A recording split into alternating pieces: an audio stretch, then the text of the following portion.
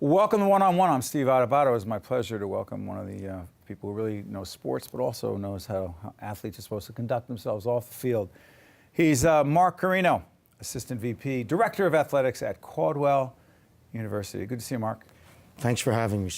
Let me ask you, how long have you been in the sports coaching business? My entire career, actually. I started originally when I graduated from college.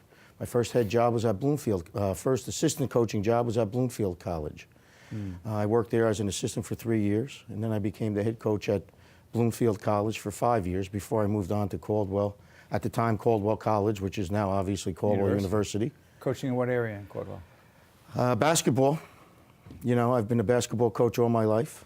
I played as a youngster, played a little bit in college, but my desire was to coach. I fell in love with the sport, and I've been coaching my entire career. I'm very fortunate to have the positions that I've had over the 28 years that I've been at Caldwell University. You know, I went there, I ended up leaving. My first teaching job was at Lyndhurst High School, and I left the teaching position to become the athletic director and men's basketball coach at Caldwell College at the time. 1 year after I went from being an all-women's school to becoming co-ed. Yeah. So we started an athletic program, and you know, the rest is history, so to speak. Let me ask you this. Sure. You've seen a lot of changes in intercollegiate sports. Biggest positive change?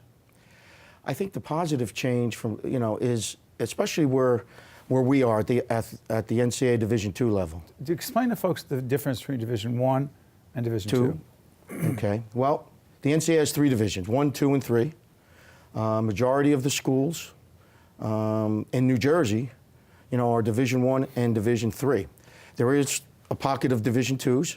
I think we have 4 institutions that are Division II that are all in the same conference. Does that have to do with size? Not necessarily. They're all relatively similar institutions. It has to do with the commitment to athletics. It has to do with athletic scholarships. How many you give out?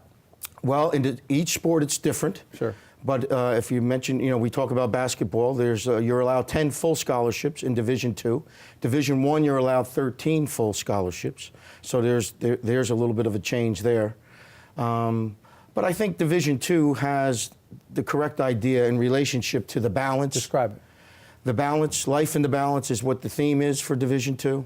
It's balancing the academics along with the athletic component, as well as the social aspect of being in college and handling. Give an example of that. Well, us as a Division II institution, you know, we are committed to the initiative of community engagement.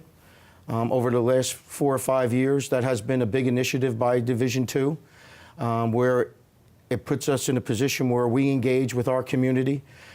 Each year we have our SAC committee, as well as our SAM committee, which is our student athlete mentoring group, you know, that oversees, you know, our entire student athlete population. But give us a concrete example of something you do.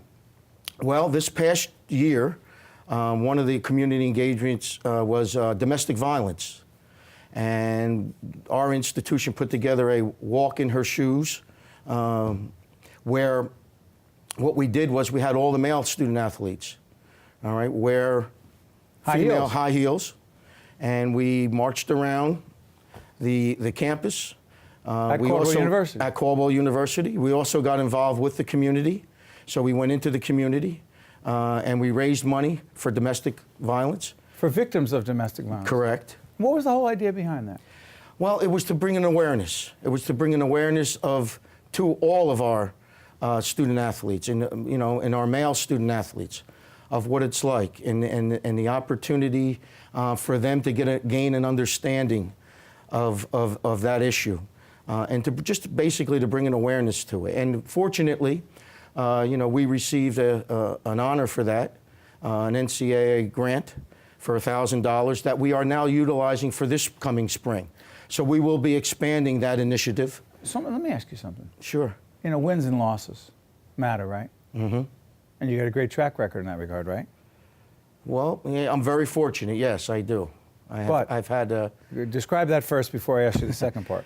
Well, I've had the opportunity to win over 500 career games. Right. It's about 530, which is second in the state of New Jersey. A lot of wins.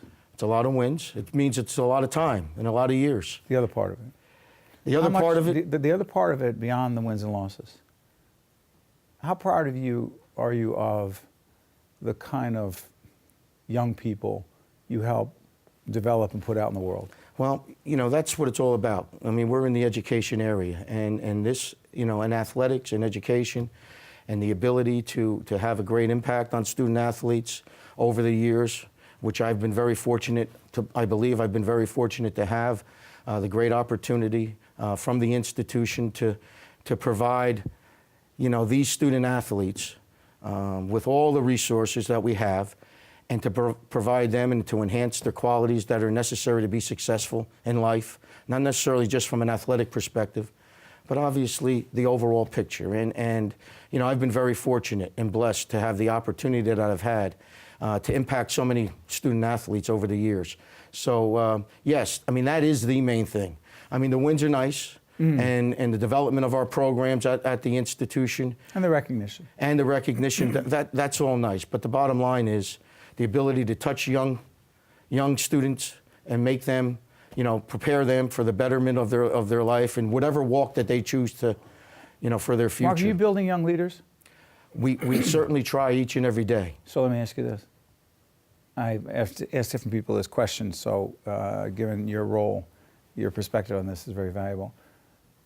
The essence of building a great leader on the court, but more importantly off the court, is?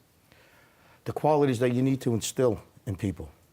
I believe, there's 4 or 5 qualities that are successful from an athletic perspective. The ability to make sacrifices. I think the ability to have an understanding of teamwork, sacrifice, commitment. When you talk about these types of things, those are qualities that are necessary to be successful from an athletic perspective. But in the overall picture of things, those are the qualities that are necessary to be successful in any walk of life that you choose. So, and that's what we deal with on a regular basis.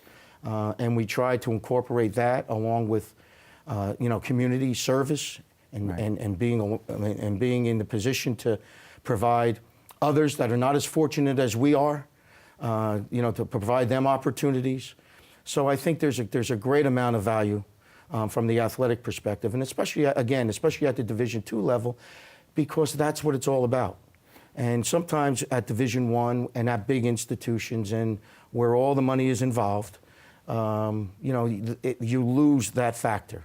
It's absolutely true. And Mark Corino, keep doing what you're doing every day and make a difference in the lives of young people who are out in the world, whether it's on the court, but more importantly off the court, making a difference in the lives of others. Appreciate it. Mark Corino is Assistant VP, Director of Athletics at Caldwell University in Northern New Jersey. Thanks. Thank you. Thanks for having me. You got it. Stay there. We'll be right back right after this. Thanks, Mark.